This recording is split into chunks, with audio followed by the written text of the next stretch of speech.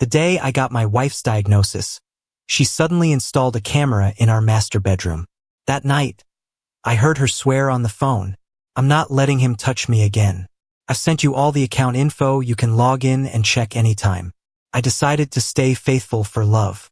Seeing her face with such intensity and flush, I quietly shredded the diagnosis paper. Stay loyal for love. Yeah, let's do that for life. When the diagnosis of ALS hit me on Sophia's report, I almost lost my footing. 3 months ago, Sophia fell while hiking and got hurt. During her hospital stay, I asked for a full checkup just for peace of mind, and now this result. ALS can't be cured right now. You can only slow it down with meds, but ultimately it's irreversible. I saw sympathy in the doctor's eyes. Sophia is the typical strong woman. Pretty and bright yet not fragile. She exudes a graceful charm in every move. As a renowned divorce lawyer, she's smart, rational, and cool, a true legend among her peers. Privately, her life is simple and disciplined. She loves fitness and hiking, always valuing quality living. I can't imagine someone like her becoming unable to care for herself. Sitting by the street, watching people pass by, I slowly got up after a long time. I've made up my mind. As a couple, we should face everything together. No matter how she becomes, I'll be there with our son. When I got home, it was already dark. Our son John was quietly playing Go in his room. At 7, he's already a level 5 player and was once interviewed as a prodigy. "Have you eaten?" I asked gently, choking back my emotions. "Yeah, the nanny made ribs and lotus root soup today." He didn't look at me, focused on the game board. "Where's Mom?" "Out for a run." John is quiet by nature, and he speaks directly, just like us. 2 hours later, as I was unsure about telling Sophia the diagnosis, she returned. Wearing a sweatshirt and yoga pants, she looked lively and agile. I couldn't help but worry. "It's freezing out. Why are you wearing so little?" "The doctor said ALS patients can't get cold as it speeds up the disease." "It's just how I run," Sophia said flatly. Without a second thought, she took out a camera and set it up in front of the bed. I was puzzled. Why the camera? There've been thefts nearby. It's safer with a monitor. "Aren't you worried about privacy?" I asked hesitantly. Sophia is big on privacy. She glanced at me and chuckled lightly. "Privacy? Who's interested in yours?" I just let the mixed emotions in me be. Before sleeping, she lay far on the other side, facing away from me, as if worn out and pushing any conversation away. I sighed internally. She just finished a high-profile divorce case. She should take a break. Halfway through the night, unable to sleep, I found myself awake. The bed was empty. Sophia wasn't there. A cold wave of nerves hit me as I got up to look for her. On the balcony, she was on the phone in her thin nightgown against the wind. I grabbed a coat and walked over. "I'm not letting him touch me again." Her whisper made me pause. "I've sent the account and password. Log in and check anytime." I decided to stay loyal for love. Through the glass, I watched Sophia. This person, typically so elegant and proud, was brimming with raw emotion. The more I heard, the less familiar she seemed. Sophia, behind closed doors, has always been openly passionate. Composed and dignified by day, but with her guards down at night. Stress built up over the years. Known as the top female divorce lawyer, she became meticulous, precise, and guarded, but had her vulnerable side at night in whispers. We were grad school classmates, and she pursued me. Proud and bright, only around me did she blush shyly, which quickly drew me in. Later, I stayed at the university teaching psychology, while she went from a salaried lawyer to a partner, becoming a distinguished divorce lawyer making millions. Our personalities are similar. Calm, rational, practical, valuing quality life, chasing dreams. I've got a stable job, balancing family and career. She skyrocketed in her field. 8 years of marriage, being like mutual respect and thriving, with a spacious $1 million home and a genius son everybody talks about. A life to envy. But half a year ago, things shifted. She always ran at night. Used to be out at 8, back by 9, then 30 minutes of family time. Never changed. But 6 months ago, she started leaving at 7, returning at 10, looking worn out, canceling family time. I asked why the runs were longer. She said calmly that when cases hit a block, being outside clears her mind. Mental work tires you more than physical sometimes. I got it. But gradually, she showed no interest in intimacy, stopped initiating, and cited exhaustion to reject me several times. I thought work stress was overwhelming, and really worried. So, after her fall and hospitalization, I pushed for her to take a work break to recover, and arranged a comprehensive checkup. Apparently, things weren't as I thought. Back in bed, in the dark, I watched the ceiling wide awake. Her recent words and expressions were alien, unreal. Despite today's blows, curiosity overshadowed my sadness and anger. I'm very curious. Who's the person on the other end, stirring Sophia's emotions that should have been calm long ago? I'm straightforward about things. The next night, I slipped a sleeping pill into her milk. In deep sleep, I unlocked her phone with her fingertip. Searching through the midnight call log, it took me a while to remember. I'd seen this number before. 3 months ago, after Sophia got injured hiking and ended up in the hospital, I asked the police for the contact info of the person who found her and called for help. I wanted to say thanks. The police gave me the number. My memory is great, especially with numbers. No way I messed it up. I dialed the number right in front of the officer, and a man answered. His voice was calm and kind. He said there was no need to meet or to thank him, as it's what any decent person would do. After I hung up, the officer chuckled and told me that some people might ask for a reward, but not him. I asked why. The officer recognized him during questioning. He was once in the news as the best husband. He had bad luck. At his wedding, his wife had a sudden illness and became paralyzed, leaving behind a 7-year-old son from her previous marriage. For 13 years, he cared for her and raised the kid on his own. His wife passed away last year, and now he ran a small stall at the park entrance selling lamb offal soup. A guy with character like his wouldn't accept a token of thanks. I was touched and nodded, thinking how lucky my wife was to meet him. Late at night, I sat with my phone for a long time before opening my photo album. Sophia either was confident in herself or trusted me completely because she hadn't hidden anything. My screen was filled with photos of the same man. Beneath a starry night sky, a small stand glowed warmly with steam rising. The man's features were sharp, his smile warm. He was either chopping ingredients, serving soup, or chatting with customers. Each photo had a cozy vibe, capturing life's simple pleasures.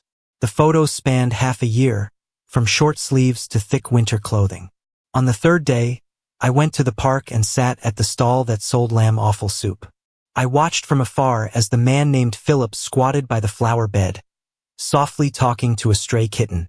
2 women standing at his stall joked, "Philip only cares about these cats and dogs. He might as well not make money." Philip stood quickly, apologizing with a gentle tone. "Sorry, I felt bad for them and didn't notice you." Another woman waved her hand. "You're doing a kind deed. These stray animals know you're soft-hearted and come for food. It's beautiful to watch." After they left, I approached. "A bowl of lamb offal soup, please." Philip nodded and served it with a smile. Through the swirling steam, I studied him. He seemed about 35 or 36, tall and handsome.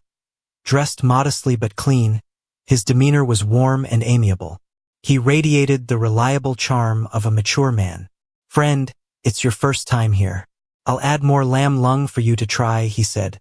I sat and slowly tasted the soup, my mind wrestling with a question. Would someone like Philip, with his history and character, come between a married couple? Philip came to sit across from me. I was startled. He smiled warmly, his bright eyes on mine. "You're Sophia's husband, right?" I set my spoon down, meeting his gaze. "You recognize me?" He smiled. "I have a good memory. I saw you once on Sophia's phone and recognized you." I frowned, remembering. Sophia's old phone screen had a photo of me and our son. She'd switched it to a landscape photo about 6 months ago. He lowered his eyes, silent for a few seconds, then spoke calmly. "I know why you're here. You probably think there's something between Sophia and me, right?" I stayed silent. His eyes were sincere. "There's nothing." Sophia and I are just friends. She'd come here for soup after her run.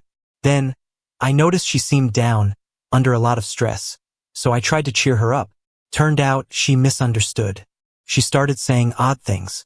I mean, she has a family. Even if she didn't, why would someone like her fancy someone like me? I told her it was just a whim, but she wouldn't listen.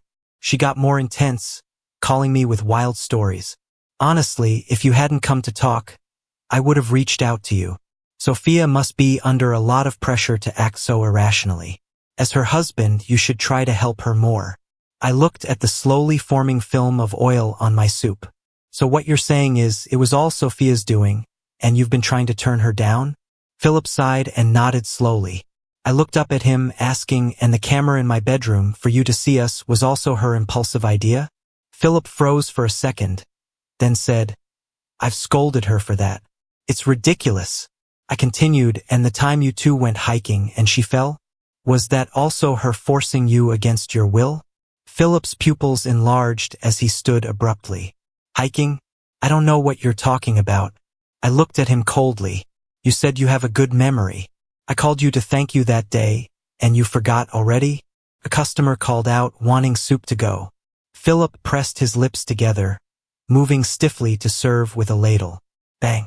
The pot overturned, spilling hot soup everywhere.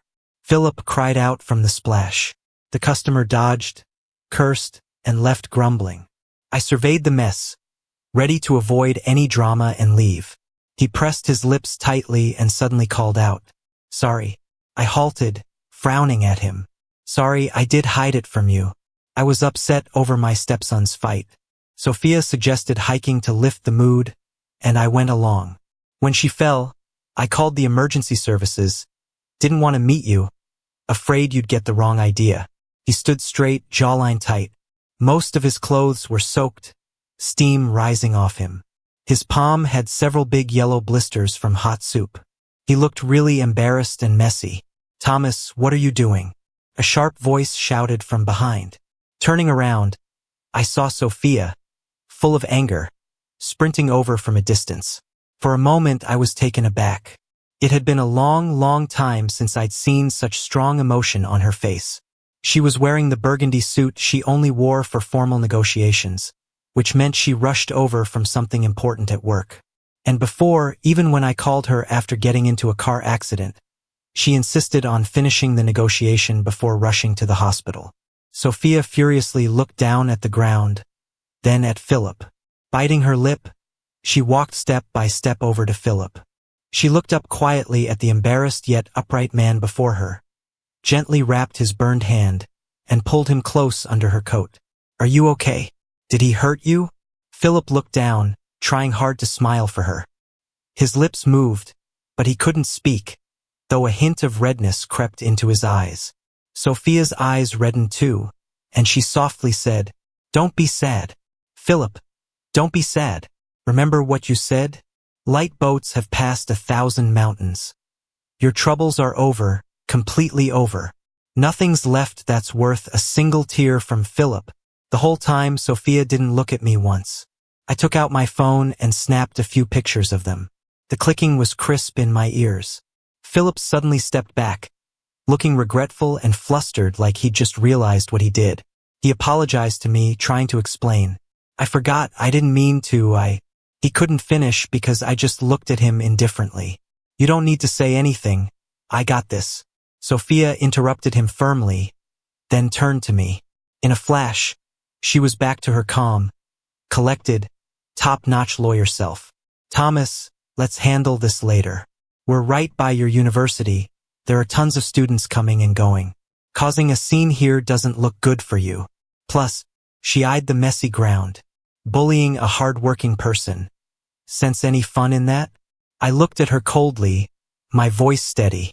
So you know lots of my students come through here, huh? Then as my wife, being publicly cozy with a man, is that thrilling for you? Sophia's gaze hardened, shock mingling with anger. After all, I'd always been gentle, forgiving, yielding around her. She'd never seen this side of me, neither had I. And even though now I have every right to smack both of you, I won't have anyone branding me as the bad guy. I turned and asked Philip, who was silently cleaning up. Philip, since you're not speaking up, is that what you're planning?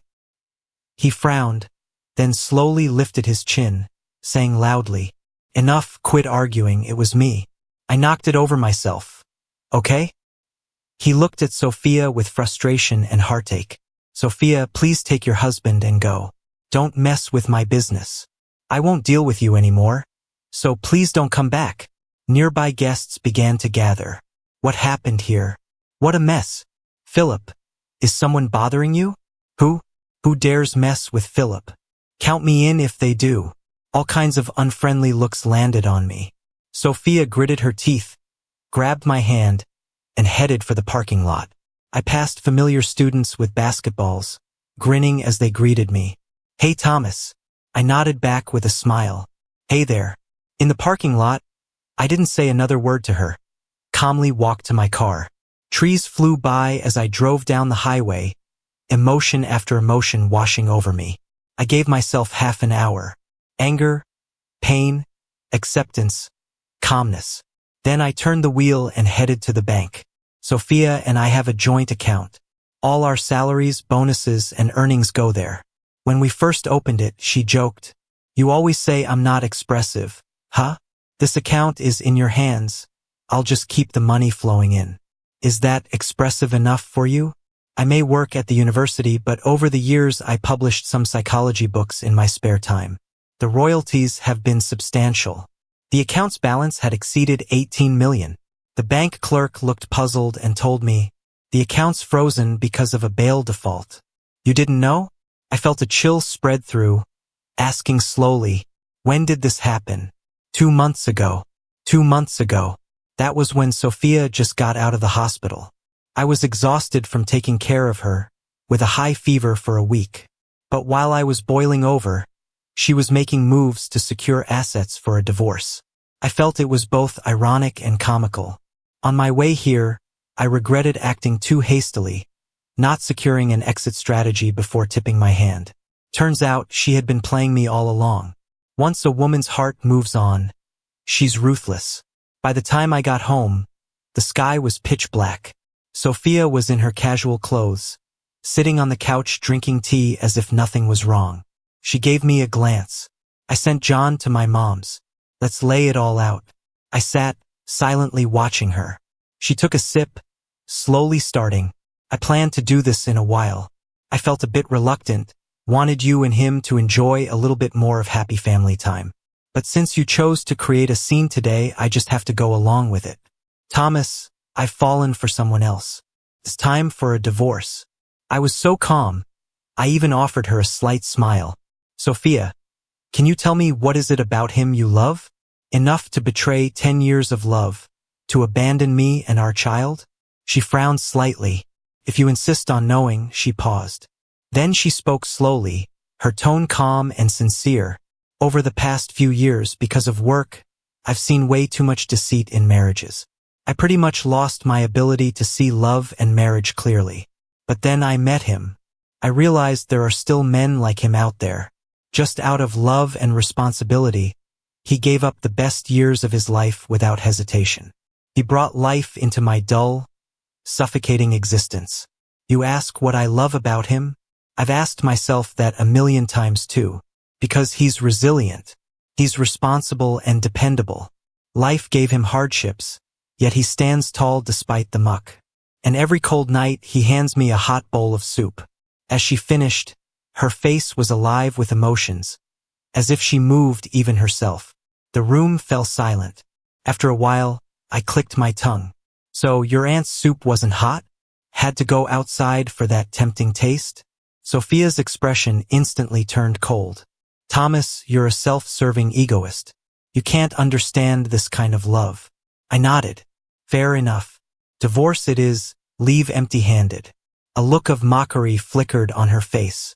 First, there's no legal thing about leaving empty-handed.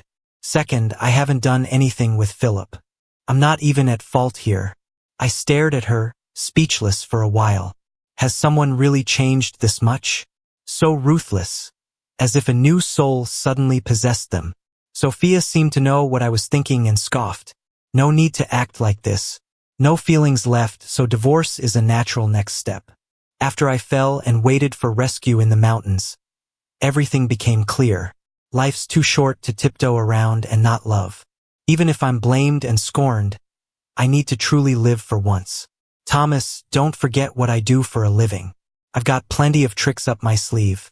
It's just a matter of whether I want to use them against you. I chuckled lowly. Haven't used them on me already? The sneaky move to freeze the bank accounts. Doesn't that desecrate the purity of your great love? Sophia glanced at me and said flatly, looks like you've checked the accounts. It's just routine to avoid complications during the divorce. I've drafted the divorce agreement. I get the money and kid.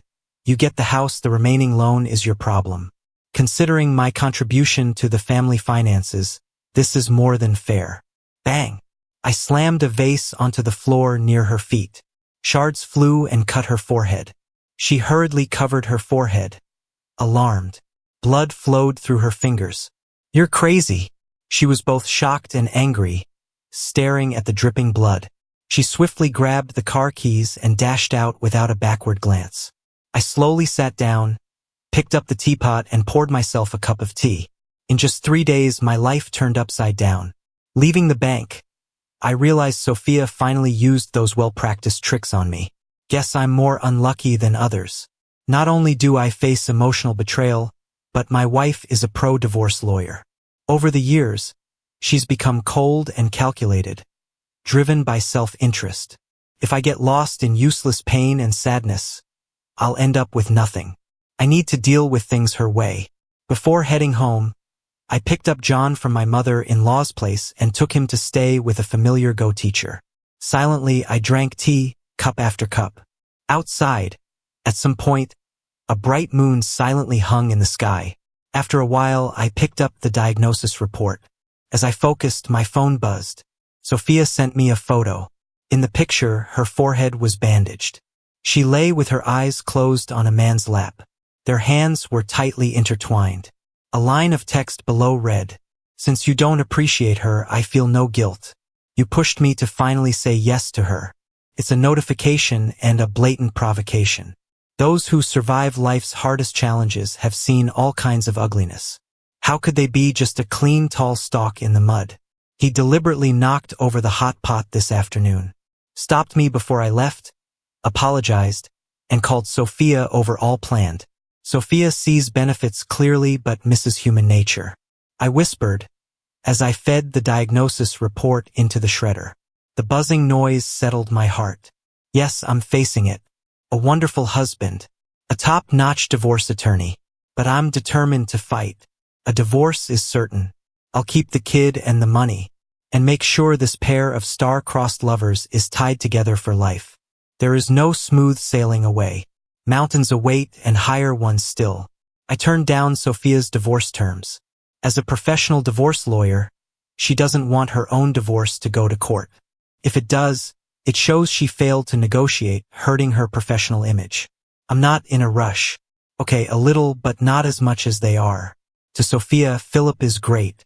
But if he makes any move before a formal relationship, he'd lose face. So he must play hard to get and act morally when needed. Sophia, on the other hand, can't do anything that makes her seem at fault during critical divorce times. So both of them have to hold back. At most, she can only grab a bowl of lamb soup from Philip's place during her nightly runs. Lamb soup. I held the steaming cup, watching the soft falling snow outside. The doctor told me ALS patients should keep warm and avoid high-purine foods, which accelerate the disease. High-purine foods include animal organs. After a week of staying at work, Sophia returned. When she walked in, I was tidying up. With a band-aid on her forehead, she said nothing, went to the bedroom, and soon came out with a packed suitcase. She gave me a sidelong glance and spoke coldly. I was planning to leave the house to you, but you've drained our relationship dry with your actions. So now we'll just follow the law. The bank accounts are frozen, and our main joint asset is this house. So, do you want to sell the house and split the money, or just give me the equivalent in cash? I tossed a photo album into a cardboard box and chuckled. What? Philip got his eyes on this house now? Sophia sneered. Do you think everyone's as money-focused as you? Philip hasn't mentioned a word about money to me, so don't insult him. She noticed something, frowned, and picked up the album from the box. What are you doing? Throwing out the trash. You. Her face showed anger but quickly froze. She knew the album well. It contained all the photos of us from college, from when she secretly took pictures of me, to when we first met and then fell in love. I used to keep it in a safe, saying it was for us to look at when we got old. Without a word, I expressionlessly took the album from her hand and tossed it aside. There was a sudden thud in the quiet room. Not leaving yet?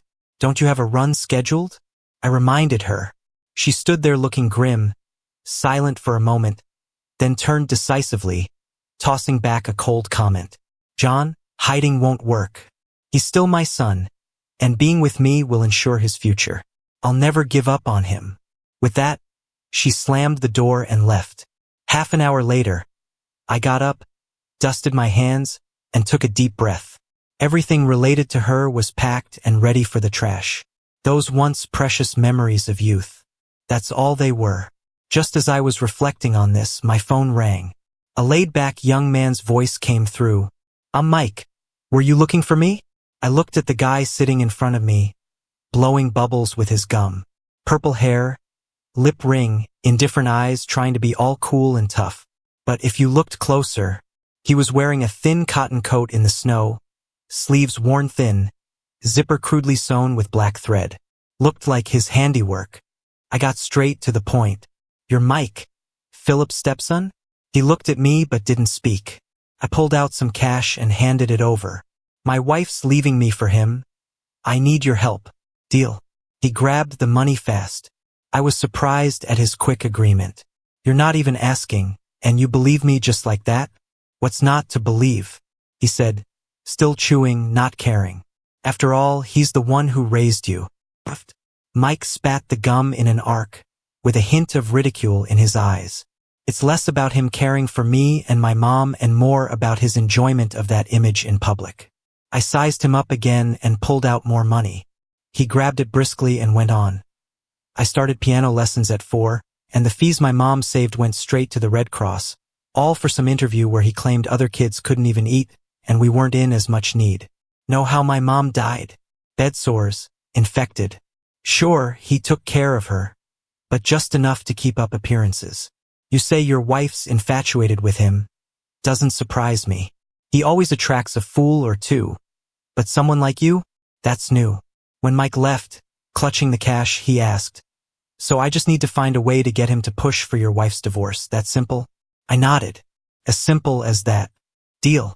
Just a divorce won't cut it, it has to be a good one. I had to tackle it from both ends. The next day, in light snow, I went back to Philip's lamb soup shop. Philip was kneeling in the snow, tying an old man's shoelaces with a cane beside him. The old folks were giving him thumbs up. A daughter would be blessed to marry a man like you. Philip stood up, smiling warmly. Who'd even consider someone like me? Our eyes met and he tensed a bit. Sophia said if you dared to come after me, she'd sue you. I looked down, and when I looked back up, my face was twisted with anger, seething. Philip, what did you mean by the message you sent me? Are you guys together? Aren't you afraid I'll expose you and ruin your reputation? Philip squinted at me for a bit, then just sighed and smiled. I used to think college professors were untouchable, but now I've realized they're just like anyone on the street. He looked at me with a mixture of pity and understanding. How you see the world is defined by your heart. I did agree to what she asked. After all, when a woman offers you her whole heart, it's moving. Sophia's incredible, dealing with so much and getting nothing from home. You really don't know what you have. But I'm not what you think. Even if I agreed, I'd never take advantage of her while she's married. I am who I am. If she comes, I'll be here. If she doesn't come, I'll still be here. That's all. I shouted, don't think I don't know what you're after. You just want her money. Why else would she be fighting for our assets before divorcing me? He laughed, not bothering to argue with me. Everyone knows money is nothing to me. I've had rich women chasing me for 13 years. I'm only moved by sincerity. I sneered, sarcastically. Really? If she loves you so much, why doesn't she divorce me and marry you right now? Shows she values money more than you. Philip's face darkened. Her sincerity is clear to me. I laughed with satisfaction. Sincerity? Then have her leave without a cent. If she really loves you, she'll divorce without any money. Otherwise, it's just an excuse. A charade. Philip's face twitched, pressed his lips tight, watching me. What if she does? I arrogantly declared. I'll personally deliver a gift at your wedding, so everyone knows even I, the ex-husband, am moved by your love. Philip, your image will be even more dazzling and grand then. As I spoke spiritedly, Philip's eyes started to light up. I knew it. His endorphins and dopamine were getting ready to explode. The city had a snowstorm for a few days, and traffic was a mess. Philip had to close his shop temporarily. But for two people so in love, no snowstorm could possibly keep them apart. Sophia would brave the cold and snow for half an hour after work every day, claiming she just needed to have lamb stew at Philip's place. Their meetings, made more challenging by the weather and distance, became more thrilling and heart-stirring. Sophia sat at the table while Philip busied himself just for her. They shared knowing smiles, a cozy, heartwarming scene. I saw this all from the camera. A few days ago, Mike sent me a receipt. He wanted reimbursement. I asked for what? He impatiently said, I can't be bothered to tell their story. I just bought a camera. You can watch yourself. It's my dad's place. I can do what I want. I paused for a second and agreed. Sophia, usually so sharp, seems to lose her edge around Philip, like fire in a dry field. Know your enemy and keep the upper hand. And anyway, it's just using their own tactics against them. One day, when they were having a good time, one focusing on their soup, one idly watching, Mike suddenly burst in. He frowned and suddenly said, So you're the woman everyone's talking about. Their smiles froze. Philip quickly explained, and Sophia insisted she was just there for the soup. Mike scoffed. Coming all the way out here every day in this cold for soup? Can't live without it. Huh? I thought the neighbors were making stuff up. Why so worked up about it? If you guys are together, just admit it. It's a guy and girl thing. He eyed Sophia suspiciously. Are you running a scam? Sophia's face darkened. I'm a lawyer. So are you married? Sophia went pale. I'm just here for the soup. Mike started making a scene. Oh, I see, having an affair. Already have a husband. And yet you're still playing around. He moved to shove her out the door, but Philip intervened, trying to calm him. The door stayed open, and with everyone cooped up from the snow, plenty of neighbors gathered to watch. People started chiming in. Hey Philip, don't get taken for a fool. Scammers these days look just like normal people. Remember that woman a few years ago? You thought she was just a good Samaritan, until her husband came and raised hell. Don't fall for it again. Philip chuckled and clarified she was really just a visitor, and Mike had misunderstood. After that, Sophia worried about her reputation, stopped visiting every day, and even when she did, it was sneaky. Their longing grew. Each meeting was intense. A single glance would hold a moment forever. I sent Sophia a version of the divorce papers. Her response was 3 words. No way. One day on the camera, Philip told Sophia he was leaving the city. Sophia was shocked and asked why. Philip forced a smile. Mike's older now, and this house was left for him by his mom. It's not right for me to stay. I don't have family here, so I'll go back home. My aunts set me up with a widow. She's in her 40s. But that's all I can hope for. No, someone like that doesn't deserve you. Sophia stubbornly bit her lip. You can't marry anyone else. You need to marry me. Philip tousled her hair and sighed softly. You have a husband. Philip won't break up a family. Sophia, let's leave it as an if only.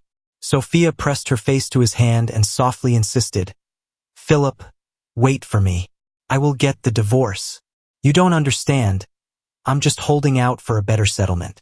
Philip closed his eyes in pain, then suddenly stood and exclaimed, Aren't you a divorce lawyer?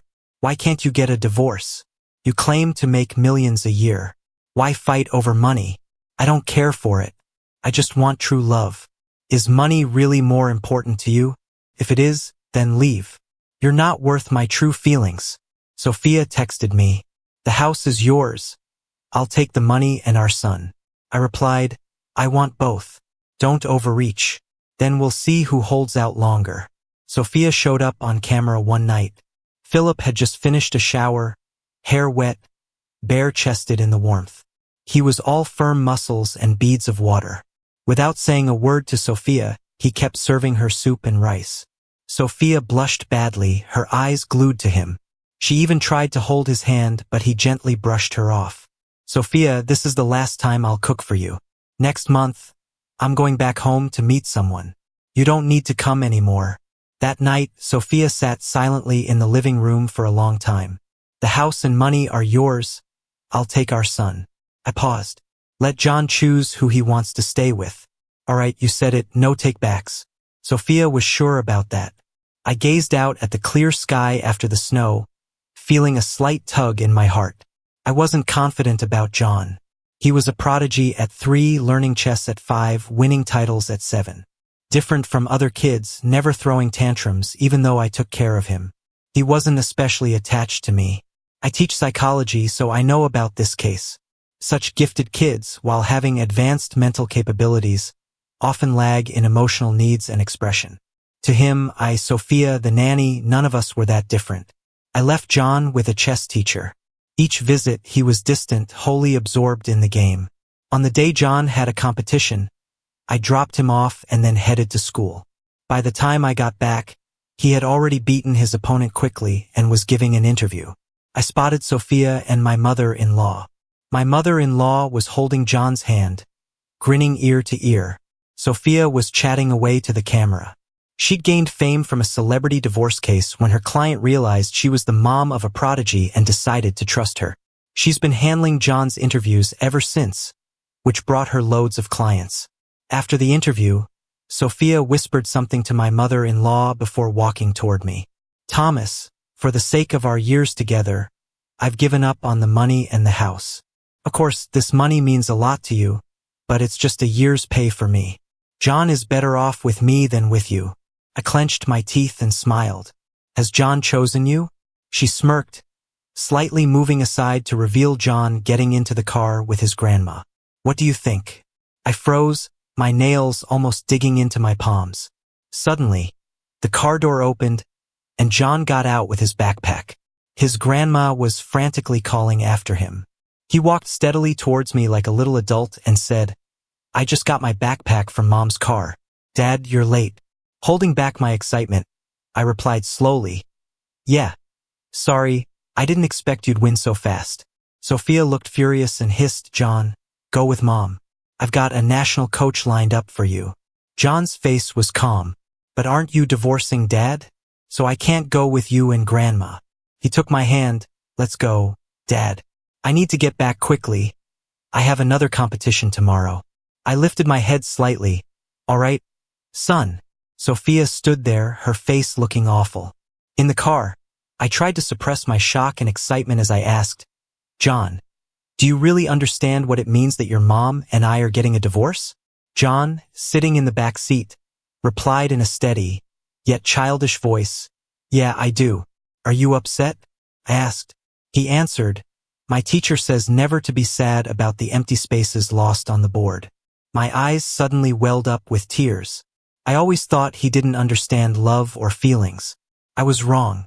Just because he didn't express them didn't mean he didn't understand. For a skilled player, he always focused his energy on the present. When the environment worked for him, he didn't get too involved. But once it changed, he could judge and decide instantly. My son John is a natural. When Philip once again appeared shirtless in front of Sophia, she finally couldn't control herself. She was already pretty open about that stuff, and in the humid, suggestive atmosphere, she started taking off her clothes one by one. Then she moved over to Philip, slowly slipping her hand into his waistband. I turned off the camera, but Mike wouldn't let it go, messaging me. Your wife's been in that room for a whole day and night. Want me to help catch them? No need. Aren't you mad? Do you really want these lovebirds to fly off together? You don't get it.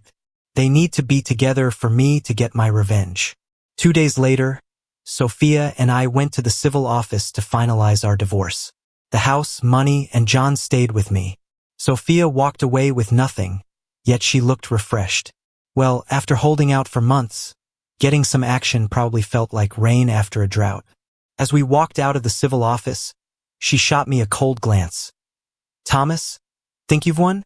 Little do you know, my firm is bringing in new partners next year, doubling my shares. The money you fought for doesn't even match a year's pay. As for John, he's small and doesn't understand now. Once he's older, he'll know who's really helping him. Can you hold on to him then? With her last words, she suddenly stumbled and fell.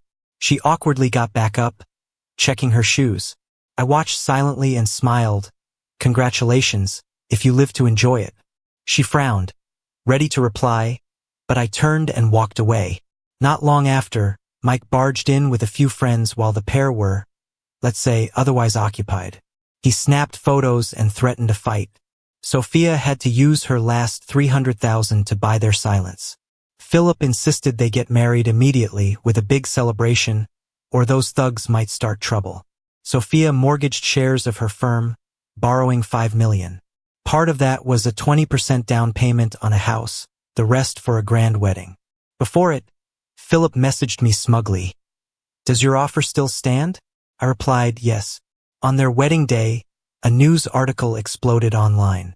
Title: Famous divorce lawyer gives up everything for love. The comments poured in, wow, this is touching. For love. She gave up her life's work. Wasn't this the ideal husband? He finally overcame troubles and found love. Yeah, she's got morals. Divorced first before finding new love.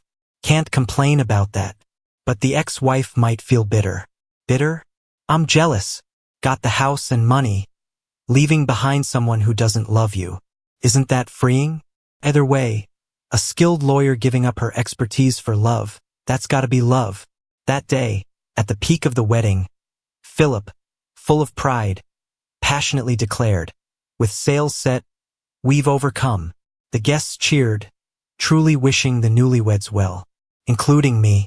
Half a year later, while driving John to chess lessons, I got stuck in traffic outside a hospital. I saw Sophia and Philip. They sat by the roadside flower beds, holding a report, both looking dazed. Philip suddenly stood up and roared.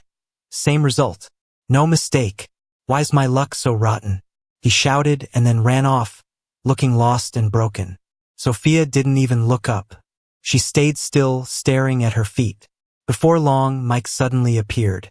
He walked quickly over, grabbed Sophia by the collar, and gave her a hard shove. She fell to the ground with no strength to fight back. Angry, Mike yelled, "You promised 20 grand a month. You're 2 months behind. You want to see those photos and videos go viral?" Sophia climbed back up, wiped the blood from her mouth, and said softly, "I'm out of money.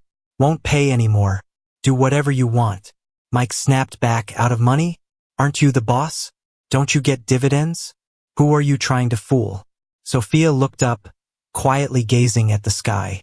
"I'm sick, LS." As soon as my partner heard, he pulled out. My shares barely covered the $5 million loan. I can't work now. No income. Mike was in disbelief. "You're really broke?" Sophia gave a sarcastic laugh. "If I weren't sick, that cash would be nothing." But her words trailed off as tears streamed down her face. Suddenly, the car window rolled down. I turned and saw John looking out, calling, "Mom." Seeing us, Sophia's body shook. Then she dropped her head and sobbed, "John, Thomas, I'm sick. I miss you guys so much." "Mom, your collar," John said. Sophia, face wet with tears, looked confused. "What? There's some dog poop," John replied and rolled the window back up. Outside, Sophia's face was filled with despair and helplessness. For a long while, I purposely avoided any more updates about Sophia and Philip. Once fates will starts turning, the end is already set. Then one day, John and I had just finished trying out a new dish from the housekeeper. We were sitting in the living room having a chat. I changed how I taught John. Besides teaching him Go, I wanted him to experience life more. He thought and then asked me, "Dad, Do you feel lonely? I almost laughed but then nodded slowly. Yeah, I wish you'd spend more time with me. He thought for a moment and agreed. After that, we stopped going straight to our rooms after dinner.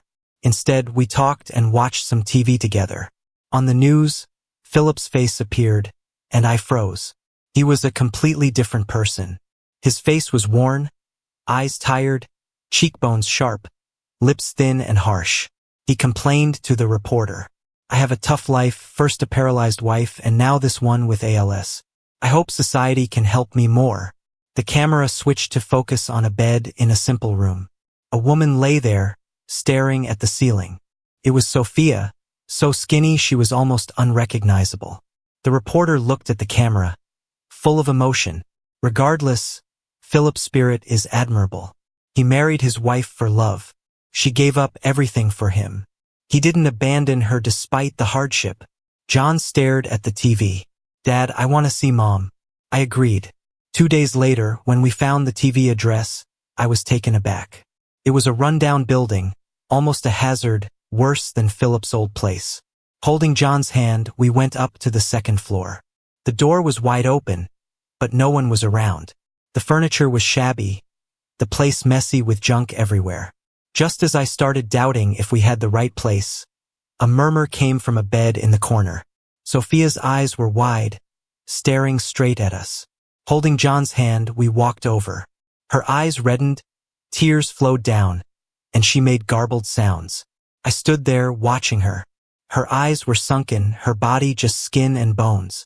The lively, bright eyes she once had were now dull and cloudy. Her hair was choppy, as if someone had carelessly cut it. Her clothes were damp, with bits of vegetables and rice stuck on them. I couldn't believe this was the same Sophia who'd once been almost obsessive about her appearance. She looked at me without blinking. Her eyes filled with pain, sadness, regret, and despair. I steadied myself and said, John wanted to see you, so I brought him. John took a bundle of money from his backpack. Mom, this is my New Year money. I want to give it to you, he said seriously. What good will it do?